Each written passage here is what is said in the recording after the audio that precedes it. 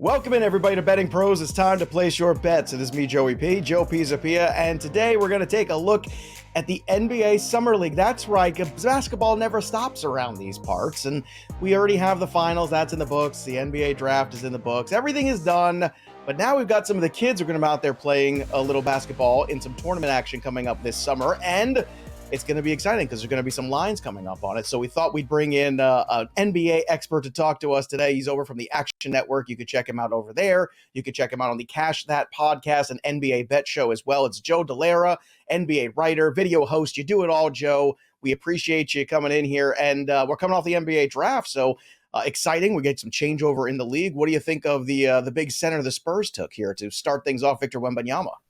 Dude, it's pretty awesome. One of my buddies just moved to San Antonio, so I told him, I was like, well, now I'm definitely going to come visit you. So he's going to be transcendent. I'm really excited to watch him play. A long line of great Spurs centers to live up to, too. The Tim Duncan, David Robinson. That's how old I am. I remember David Robinson. But we're going to talk about some of the kids. That's what we're really here for. So the NBA Summer League is going to kick off. The California Classic is going to be in Sacramento from July 3rd through the 5th. Same thing with the Salt Lake City League. And then you have the NBA 2K24 League in Las Vegas starting up on the 7th of July. So getting ready for that is very important. And Joe, this is a very interesting mix because you got guys who are undrafted. You've got big rookie prospects involved here. And you've also got some of these guys who are trying to come over from other professional leagues. So it's really a big mix, a big melting pot, if you will, of NBA potential talent. So when you're trying to, kind of parse through all of those different pieces and all these guys coming from all these different spots to one place to play for a few weeks here, how do you kind of, in your head look through that talent? And are you really focused on the guys who are on rosters already or the guys fighting for their spots? So I think it's interesting, right? Like some of these guys where we know they're on rosters, but maybe it's their first year, their second year. A lot of times those guys don't play as many minutes as you would think. And it's like you said, the guys that are fighting for roster positions or even some rotation minutes, right? And they're trying to move a little bit higher on that food chain. Those are some of the guys that I really like to watch for. And they're the ones that I think have a little bit longer leash in this type of setting where it's really an exhibition game. Yeah, and that's the whole point here. Obviously, this is about evaluating the talent first and foremost. And if you have certain assets, you might want to protect them a little bit. That being said, you also want to look at them a little bit too. So do you think that some of these big time prospects, and we're going to touch on a couple of them today who might make an impact, do you think they are going to get significant enough minutes where when we start talking about some of the wagers and props that we can actually go in there and actually wager on them? Or do you think some of these guys get really limited time because they're trying to protect the assets? I think for especially the guys at the top of the draft, like Victor Wembanyama, I think that he's going to see, he'll see some minutes, sure. But I think that they're going to wind up limiting him. They know what he can do. So it's not really a matter of like seeing him in summer league. They're going to want to maybe play him a little bit more in preseason, wait till then. That's kind of the way that I think about it. And I like to tread a little bit more carefully with some of the guys that you think are pretty established in terms of their role in the rotation. Now, Wembanyama is not going to play in Sacramento. We already know that, but he is expected to play in Las Vegas. Now, when he does, you mentioned potential transcendent talent, right? Number one overall pick, certainly have the size. We're looking for the frame to fill out over time, obviously, as he gets a little older. But when he does take the court, do you think that, you are going to see some of those early returns in terms of, these numbers might be set pretty low for him in certain games in terms of props. Do you think he's going to get the opportunity to go over some of those props just so the Spurs can kind of get him a little acclimated to professional style basketball? Because it is going to be a little bit of a difference here.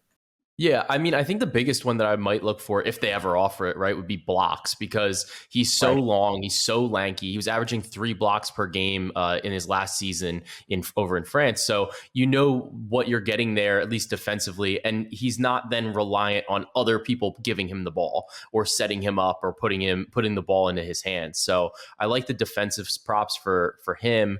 And, hopefully he gets enough minutes, but 3 block, if they're going to give us maybe 1.5, 2.5 blocks or stocks, whatever, he should be good enough compared to the guys on the floor to kind of hit that, even if he is playing slightly limited minutes.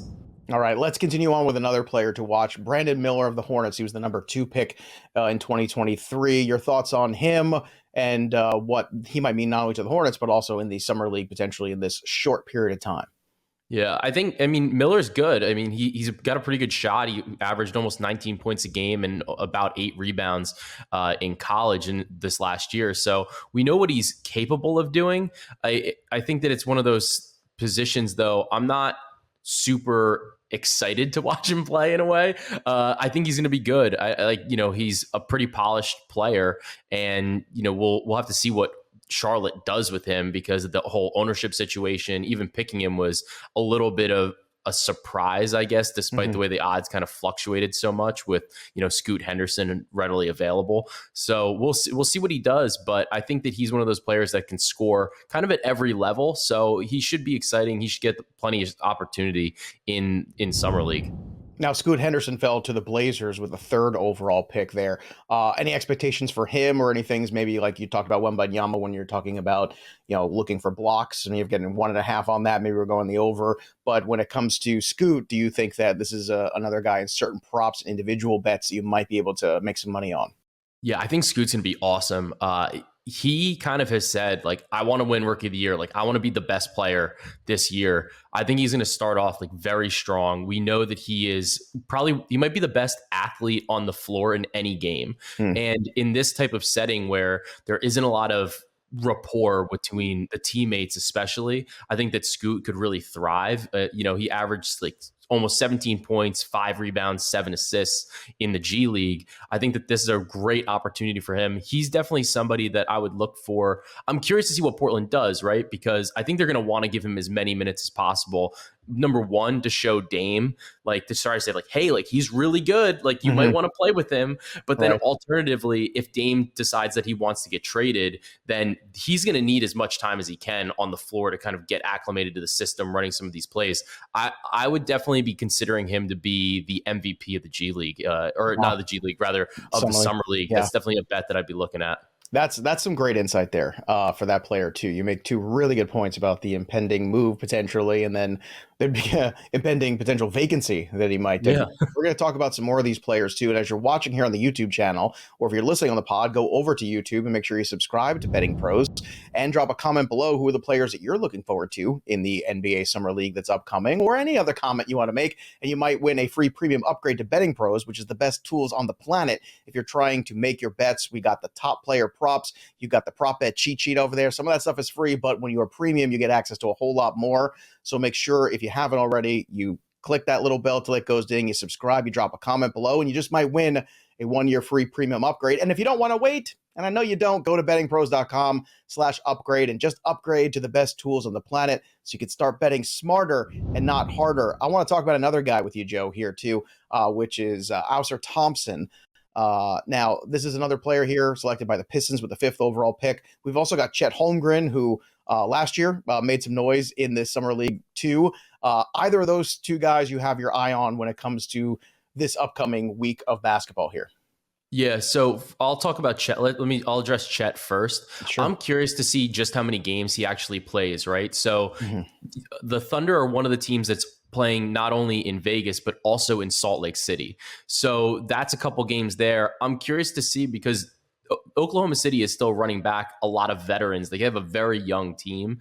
I'm curious to see if Chet maybe only plays in Salt Lake, if he does play in Vegas. I'm a little uncertain, just exactly how many games he's going to play, especially coming back, from injury and trying to recover here. So we'll have to see exactly how many games he plays and what the load is there. But he's going to be dynamite. I think he's going to be very good over the course of the season. He's just very impactful defensively. So I'm looking to see that spark from him. And then for Ausar Thompson, he's awesome. Like, both him and his brother, I think, are really compelling individuals for certain awards, right? Because when we look at both of them, I think Amen, a little bit more so than Ausar, is a little bit more of a ball dominant type of player. So in Summer League, I like to, if I'm looking for guys or looking for teams to do well for either, an MVP type of award or for the team to play well, I'm looking for a strong guard, because they are always the ones getting the ball, and then they can kind of facilitate for their teammates. So I do like what the Pistons could do with the Sar here, and I also like what Amen can do with the Rockets. So I'm very curious to see how this kind of plays out. And I think that actually in game one, we're going to get to see Scoot Henderson versus Amen Thompson, which will be Oh, there you interesting. go. And then I think Amen and Asar play each other in the second game for them in the Summer League as well. So it should be pretty exciting. The Celtics have a late addition to their roster too. 7'1" Polish center Alexander Bolsarowski. I hope I'm saying it correctly, Alexander. If not, I apologize. My Polish basketball is not as quick as it used to be. But let's talk about him too, because this is another, anytime you have these 7-footers here, it's something to take notice of, whether it be, like you said earlier, some of these centers with the blocks, when you have those totals going on there too. How many minutes do you anticipate him playing? And do you see him making an impact here in the Summer League in the short term for the Boston Celtics? Yeah, I mean, Boston just seems to keep developing centers, right? Like, Yeah. they have so many different options and so many different builds, basically, and who their centers are. I could see him maybe playing like maybe 20 minutes a game or something like that, just trying to see how well he can kind of gel, if he has those instincts, how quick he is playing against other, potential NBA talent. And I think that's usually one of the things that these teams are looking for, especially Boston. Like, they're good. We know Boston's good. They obviously just got Porzingis. So they're always trying to do some different things, give some different looks. I wouldn't be surprised to see him get some sort of extended run just to see, because if he can do something, right, and he's successful, there's always an opportunity in the playoffs where we've seen, random people almost get thrown out there and say, like, this is a great matchup. We need you here. So it could be somebody that Boston kind of gets on the cheap. All right. Pretty good, too, in terms of points. 9.2 average with 3.4 rebounds last season. Yeah, not bad for a 7-footer. You'll take that. Any other international standouts that we should be looking for? Other guys who were drafted, in your opinion, that you think might become the sneaky guys flying under the radar?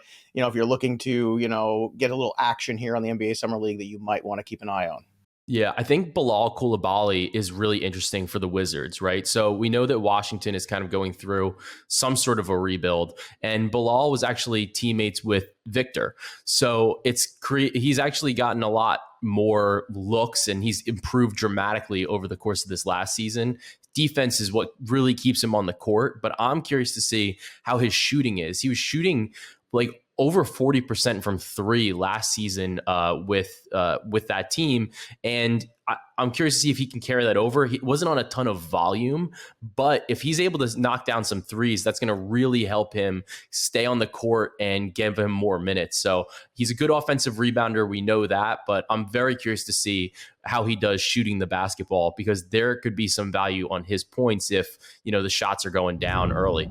Yeah, and for everybody who's, trying to keep up with all this, again, the Betting Pros app is a way to do it. It's free. You download it, and you can track all your bets. You can get all the updates going on. And if you're a little intimidated, even though you love NBA, let's say, but you don't know too much about NBA Summer League and some of these newer players, that's okay. That's what it's for, too, because it's going to give you some of those insights. And you could also track some of the people who are really good at NBA and really good in terms of wagering on NBA Summer League. You'll see some of the trends, and you could follow them and go ahead and piggyback their bets. That's why it's such a great app. So make sure you download that, and you can stay on top of everything for the next few weeks. Here's one more question for you. I know the odds haven't officially been released yet, but if you're looking at some of the early roster invites here that we've gotten, some of the teams as are starting to come together and some of the opponents that they might be facing, do you have any early favorites that when maybe those lines come out, we can jump on them early before they start to move, where you think one or two teams might be kind of in the mix here to be the best of the bunch? Yeah, I mean, I think Utah should be pretty good. They just got they had 3 first-round picks. Denver did as well, or Denver had 3 draft picks this year. So I'm curious to see, how those guys play, how those teams get minutes. I think that Memphis might be a little sneaky, because if Kenny Lofton Jr. is going to play, like, he's somebody that I think could absolutely just dominate, right? He was the G League MVP last year, averaged 20 points, 10 boards, 4 assists. Like, this is an opportunity for him to maybe like really shine through and like do something and maybe get real minutes for Memphis. So he's somebody that I would be looking at. And I think kind of like I alluded to before, I think that the Rockets could be good between Amen Thompson, Cam Whitmore. I'd imagine Tari Eason plays, and they should have a pretty good core as well. So those are some of my initial thoughts. So really like the Jazz, the Grizzlies, the Rockets, and it's not my Knicks this year. So we're a little too good. We got no draft picks, so it's not going to be them this year. The worst thing, right? Being good to an extent, but not good enough. That's kind of the story of Knicks basketball for the last 30 years, I feel like. But someday it'll turn around, I guess. I guess fingers crossed. Fingers crossed. There, Utah is certainly interesting too. We had a bunch of those first round picks, so we'll see how much playing time those guys get.